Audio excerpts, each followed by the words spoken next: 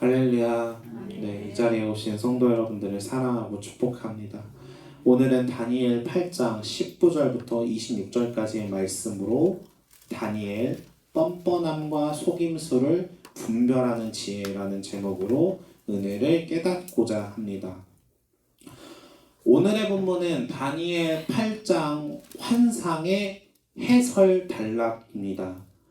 우리가 환상의 내용만을 가지고 그 의미를 지난번에 이해해 보았는데 한 번 더 정리하고 넘어가겠습니다. 다니엘 8장의 환상은 벨사살 왕 제3년에 봤던 환상이었습니다. 그렇기에 동일한 시기 벨사살 왕 통치 시기에 봤던 7장의 환상과 연결되어 있다는 것을 짐작해 볼 수 있었습니다. 8장의 환상 내용은 이러했습니다. 두 뿔을 가진 순양이 있었고 두 뿔 중 한 뿔은 나중에 난 뿔이었습니다. 두 뿔을 가진 순양은 서쪽, 북쪽, 남쪽을 향하여 들이받았고 순양을 막을 자가 없었습니다. 그러던 어느 날 순념소가 등장합니다. 순념소는 자신이 가진 뿔로 순양을 들이받고 짓밟게 됩니다. 이후 순양은 점점 강성해지면서 하늘을 적대하기 시작하죠. 하늘 군대를 땅에 떨어뜨리고 매일 드리는 제사를 없애고 성소를 헐었습니다. 진리를 땅에 던지기까지 합니다. 이것을 7장의 환상과 연결지어 생각했을 때 지금 다니엘이 바라보고 있는 역사의 타임라인, 네 마리의 짐승이 고대 근동 지역을 지배하는 네 개의 나라를 지금 말하고 있는데 순양은 두 개의 나라가 하나가 된 케이스, 즉 메데 나라, 메디안 제국과 바사 나라, 페르시아가 합병된 것을 말하고 있고 그 메데와 바사를 정복한 거대한 나라 헬라 제국이 순념소를 가리키고 있구나 라는 것을 짐작해 볼 수 있었습니다. 다니엘은 자신이 본 환상을 보고 그 뜻을 알고자 했습니다. 단순히 이 환상이 지금까지 자신이 보았던 꿈과 내용들과는 전혀 달랐기 때문에 환상을 이해할 수 있는 지혜가 필요했습니다. 그때 사람 모양 같은 것이 등장합니다. 바로 가브리엘이라는 천사였습니다. 하나님은 가브리엘을 통해 이 환상이 무엇을 의미하는지 알려주라고 명령하십니다.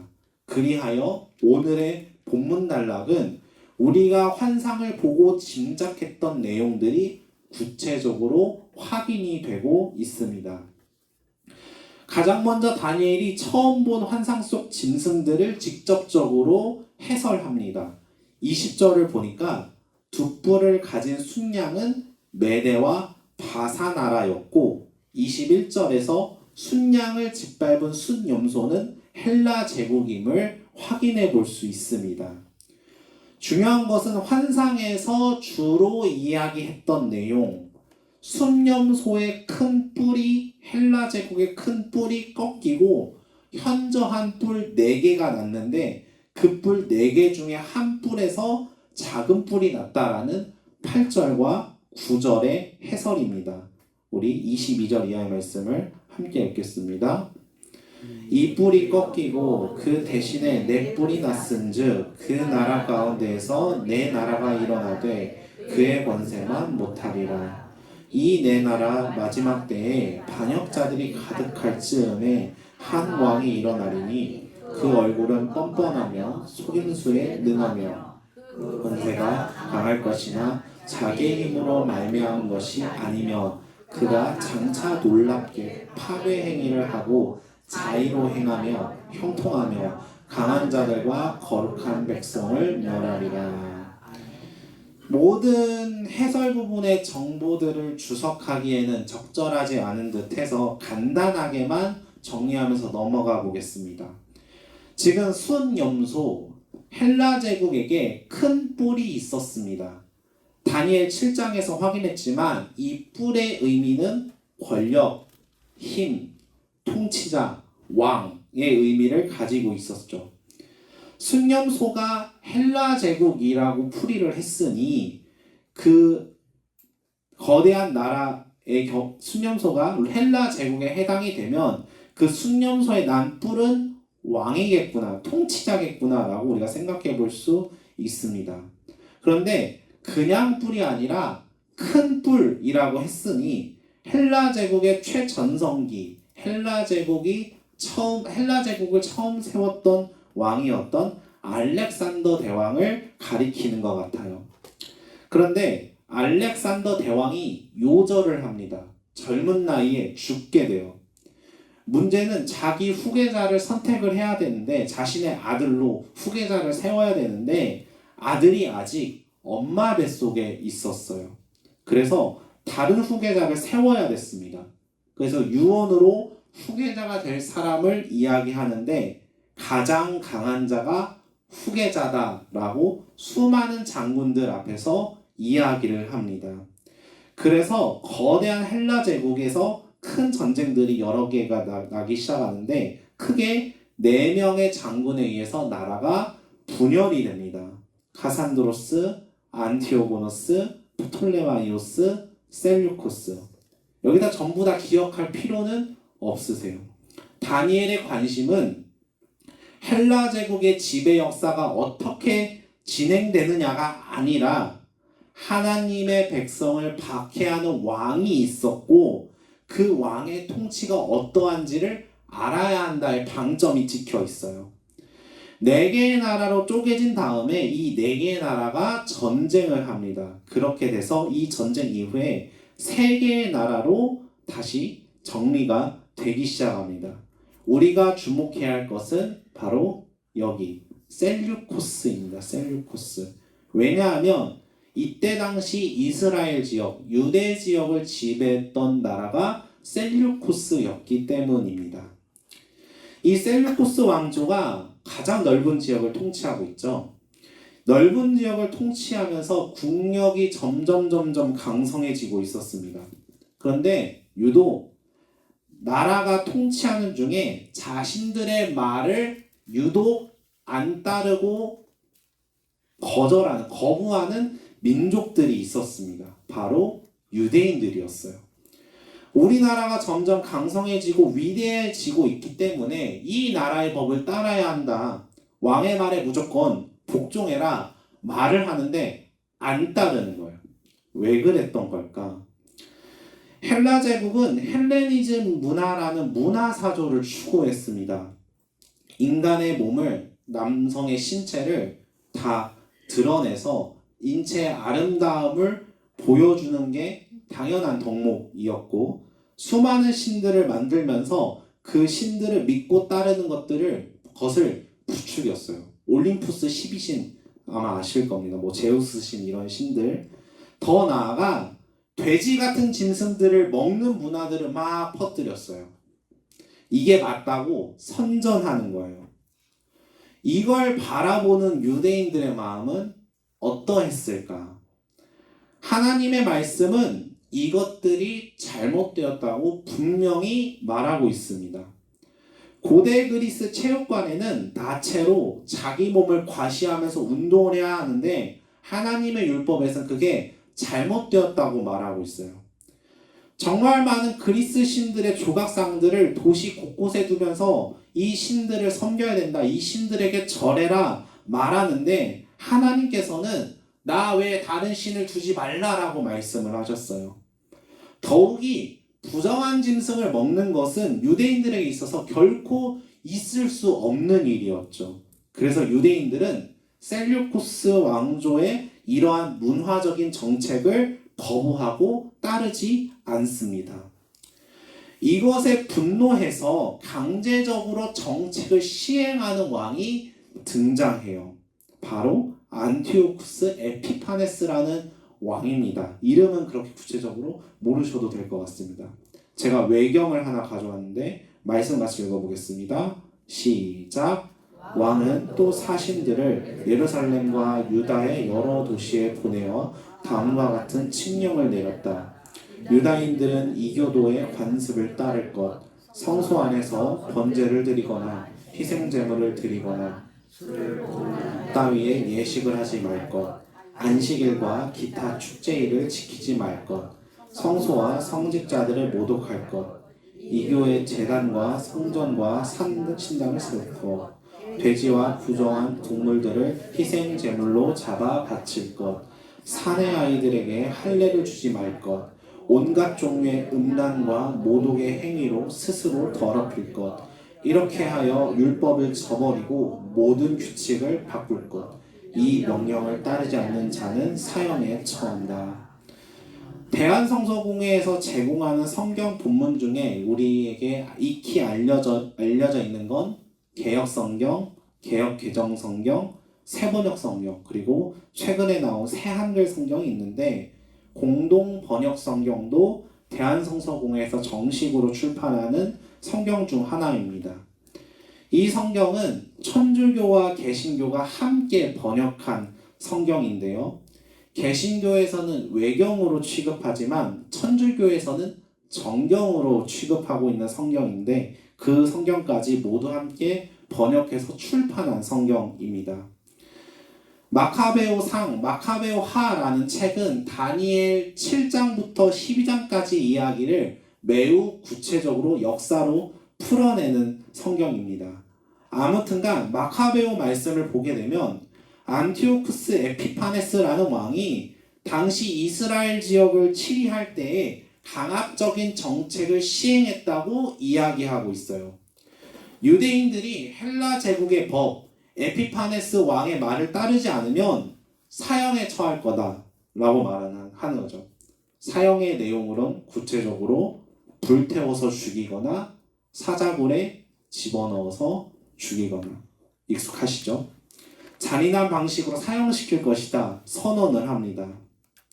이 내용이 바로 다니엘 8장 23절 이하에서 말하는 한 왕의 정책, 안티오쿠스 에피파네스입니다.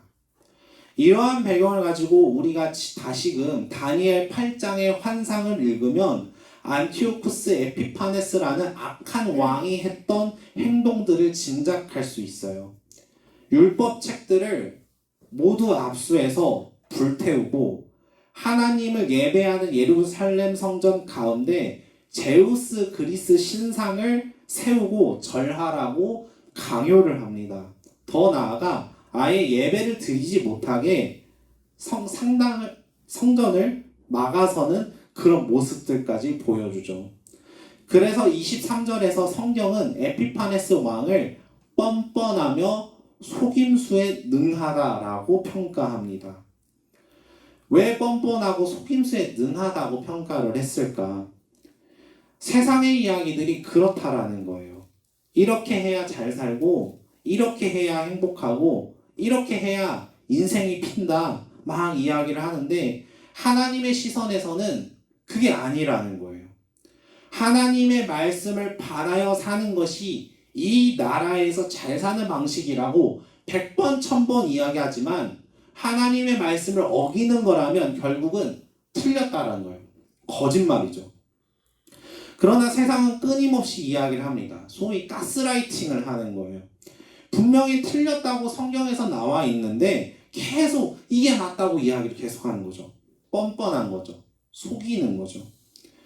거짓은 끊임없이 진리를 호도하고 왜곡합니다. 그게 아니라고 계속 이야기하는데 오히려 더 그 말이 틀렸다, 진리를 보고 그 말이 틀렸다 막 이야기하면서 우리를 속이려고 드는 거예요.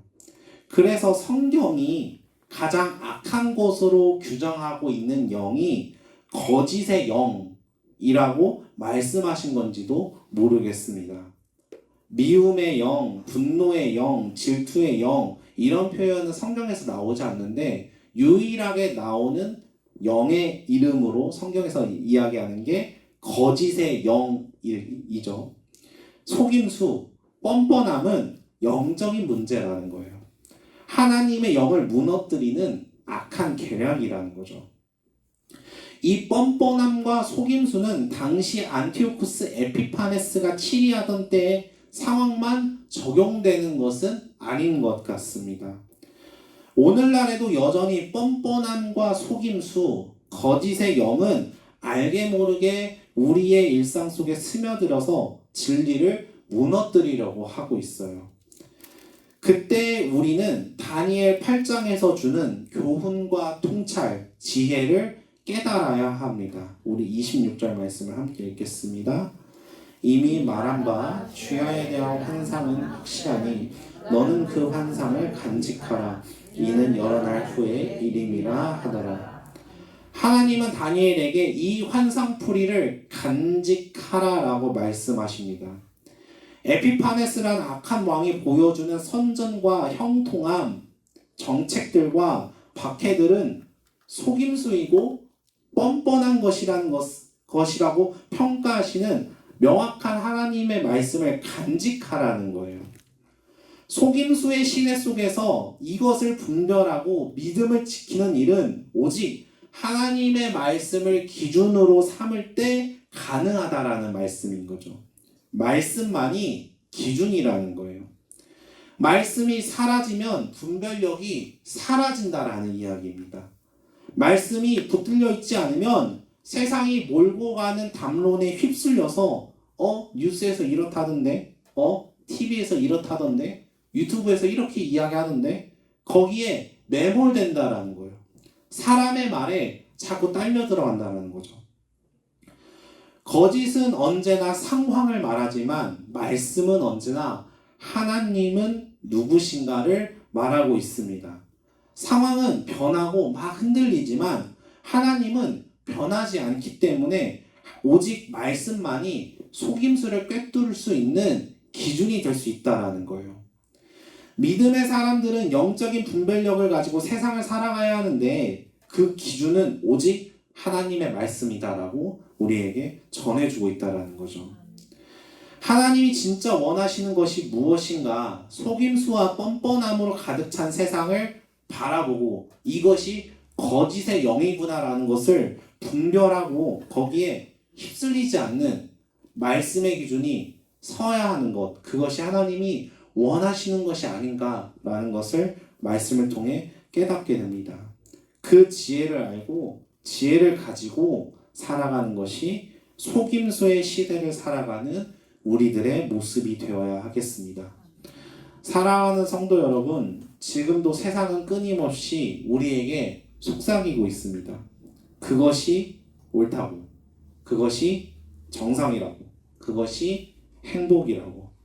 그러나 하나님은 안티오쿠스 에피파네스 순염소를 향해 선언하셨어요. 그는 속임수에 능한 자이지만 결국에는 무너질 거야. 지금은 형통해 보이고 계속 강성해지는 것 같이 보이지만 거짓은 결국 무너진다는 거예요. 무너지지 않는 것은 오직 하나님의 말씀으로 기준 삼은 우리들이라는 것을 믿으시길 바랍니다. 성공신화가 진리인 것처럼 포장하는 문화나 성경에서 가르치고 있는 성적인 윤리, 성윤리 이런 내용들이 좀 시대착오적이다 라고 하는 그런 이야기들이나 자극적인 미디어들이 이게 정상이야, 니네가 오히려 잘못된 거야 라고 하는 그런 이야기들, 하나님을 빼버리려고 하는 그 모든 이야기들은 속임수이고 뻔뻔함입니다. 이것을 우리가 구별할 수 있는 지혜가 있게 되기를 소망합니다.